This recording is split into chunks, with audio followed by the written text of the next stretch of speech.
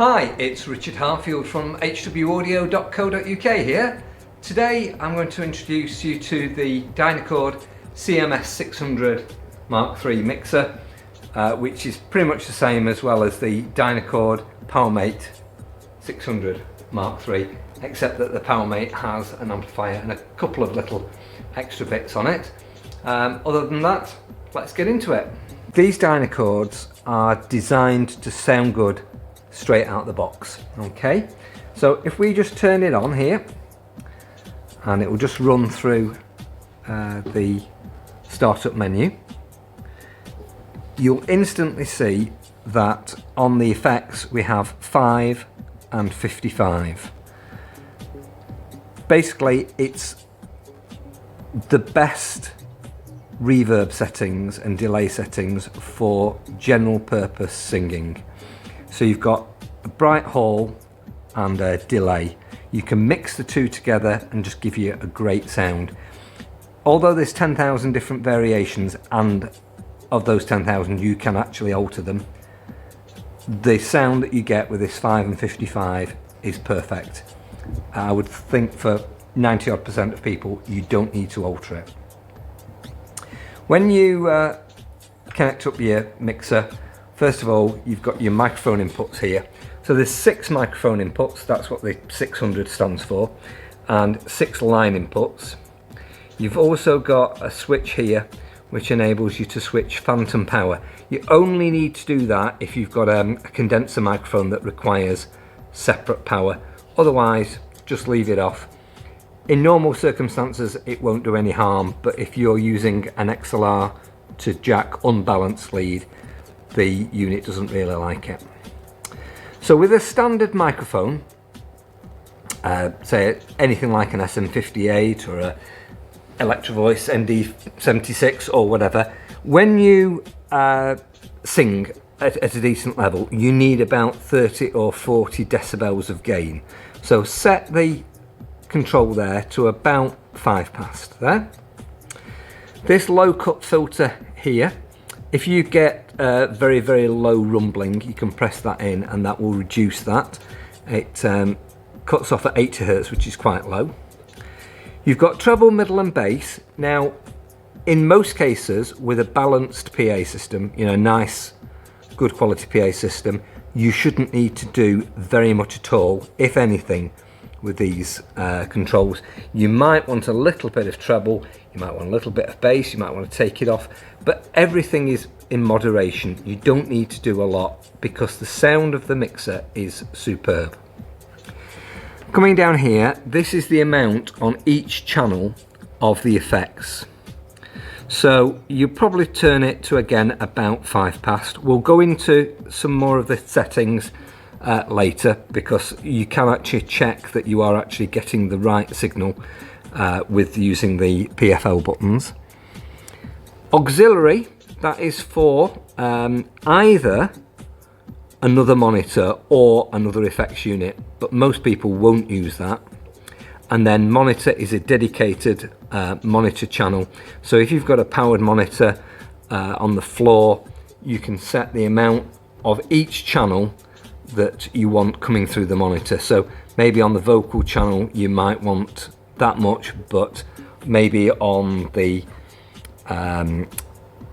music channel you might want a little bit more or a little bit less. So you can set that, the level how you want it. The pan control here sends the signal to left or right. Normally you would have that in the middle. It's only when you've got things like drum kits that you might want to do some panning, especially if you're doing some recording. Again, more of that later. And then you've got a mute button there, which cuts off the channel. So if that light is lit up, then there'll be no output from that channel. And then the last button on here is the PFL. If you press that in, obviously that lights up, but you also get a light lighting up on here. And this switches the meter from showing the left and right output to being that wherever channel the PFL button is pressed, it will illuminate and show what level we're getting on here, and it will show the master output of the mixer on this one. You've got two more little lights. You've got a peak light. We don't want this light to come on very often, if at all. And then a signal light, which you do want to come in. It shows that there's a signal present. So if you've got that light coming on and you've got no sound coming out, there's something is turned down elsewhere. This last control, this is your fader for the channel. You want to be having it in this sort of area there. If you want to boost the channel in the mix, bring it up a bit. If you want to reduce the output of that particular channel, you want to take it down a bit. But what you don't want to do is have extremes. So chances are you're probably not going to need 60 dB of gain on your microphone. Conversely, you probably don't want to have about 10 dB of gain on your microphone. However, if you're using your line input, then you probably do. So that is a distinction that you need to be aware of, that the gain is showing on this, it's the microphone input and the line input gain. A line input requires very little gain, a microphone input requires quite a bit, but not excessive amounts. And again, on your slider here, you want to avoid it being really, really low down. If you have the slider really, really high up, then this will be conversely really low down. And if you have that really low down, that will have to be way up to the top. You want to avoid it. You want to be about half to 3/4 on most things. And that will mean that you actually get a decent signal, and the signal path is nice and undistorted, and there's no excessive hiss. And we can then go to the effects controls. So I mentioned before that you've got a hall reverb and a delay. So there's a button here for each of the effects buttons. Now you can run a foot switch. If you use a standard on-off one, then whatever is selected will turn on and turn off. So with those both being on, when you use the foot switch, it will turn everything on or off. If you just have that one selected, it'll only turn the effects 1 on, and if you have that selected, it'll only turn the effects 2 on. If you get a Dynacord 2-button foot switch, you can control them individually. With your reverbs, you'll probably have them something like that. If it's more of a ballad, you might have a bit more reverb. If it's more of a rock and roll sort of 50s style, you might want more delay. But generally, around this sort of level is probably where you want to be. Auxiliary, well, we're not going to use that at the moment. If you were to use the auxiliary as an effects unit, you want it set so it's post. That means it comes after the slider. So as the slider increases, then the auxiliary level into the effects unit increases, and if you reduce the slider, your effects level decreases. So as you increase the volume of your channel, you want the amount of reverb to increase relative to it. If you're having it as a monitor, then it wants to be pre, so that's before the slider, so the slider has no effect on the overall monitor level. So that's a little distinction there. Monitor, we've got volume control here, so that's just self-explanatory. You've got a mute there for the monitor, and your master levels here. So your master levels, if the unit is set properly, then your maximum volume will be around sort of here. So typically you might have it around there, so you've got a little bit of extra volume just in case you need it. And then there's a standby button, and that cuts off the mixer. There's no output from it, and it's silent, so it doesn't make a big thump like it would do if you turned the power off. So here we've got 2 stereo inputs on jacks, and then 2 inputs here which are on phonos. Now they're controlled by these 2. So the line 9 and 10 and the, as it says, CD 1 and 2 are controlled on this one, and those two are on there. In addition, you've got a USB connection here. So this is a USB-B connector that will go to either a USB-C or USB-A on your mixer, on your computer. And this gives you a lot better sound quality than you would get normally going into there or there, because you're actually using the interface that's actually built in here. On a computer, typically they'll only spend a few dollars on making a sound card. Quality isn't that good. Inside here is a top quality USB interface. It's also a 4-channel 2 stereo interface.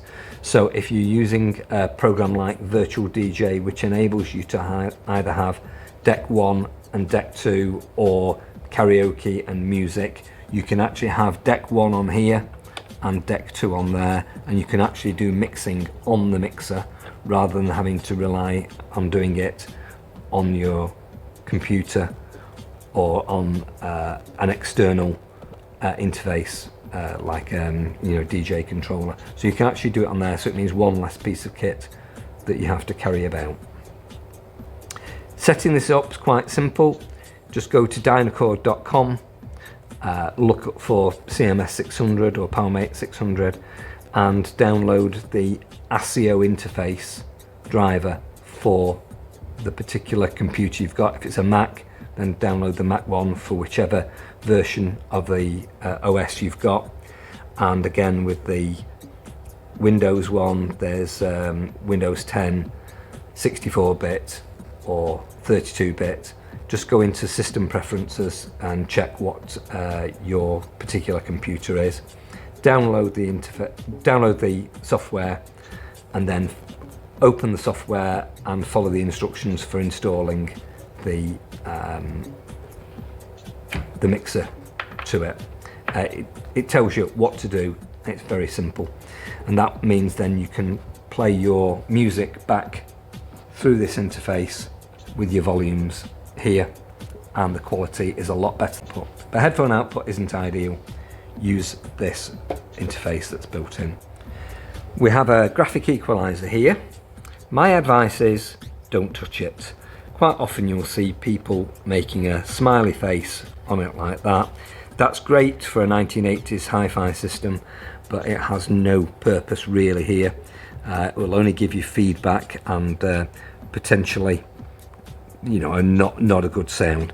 Leave it with the click positions in the middle, and you'll be a lot better off. Okay, so we're going to take our microphone and our XLR, and we're going to connect this up, and instantly we can see that we've got a signal there. If I press this PFL button here, as I mentioned before, the PFL shows you the signal going actually into the input, and if we turn it up, can you see we're getting peak lights all over the place. It's just terrible. We're going to just back it off a little bit. Two. I am peaking a little bit when I'm shouting loudly. Two.